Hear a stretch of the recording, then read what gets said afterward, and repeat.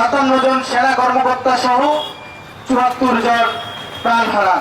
এই ঘটনায় আওয়ামী লীগের বর্বরতা চালানো হয়েছিল।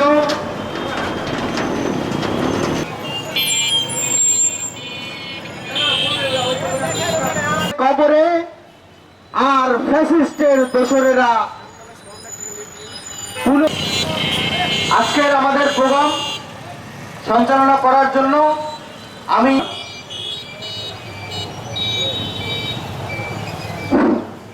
ধন্যবাদ। এই বাংলাদেশের নতুন স্বাধীনতা অর্জিত হয়েছে।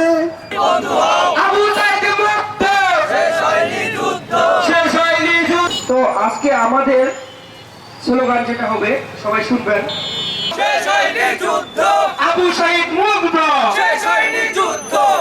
ভারত যদি বন্ধ হয়, ভারত যদি বন্ধ হয়, আবু সাইদ মুগ্ধ, ভারত যদি বন্ধ হয়, ভারত যদি বন্ধ হয়। ধন্যবাদ। থেকে ফিরিয়ে এনে এর সর্বোচ্চ শাস্তি ফাঁসি দাবি করতেছি। এবং এই যে ছাত্র জনতার অভ্যুত্থানের মাধ্যমে আমরা ক্ষমতায় বসিয়েছি, এই ছাত্ররা চেয়েছে তাই চিকিৎসাধীন অবস্থায় মৃত্যুবরণ করেছে, তাতে আমাদের সন্দেহ হয় নাই। তাদের এখনো চিকিৎসার ভাবে মারা যাচ্ছে।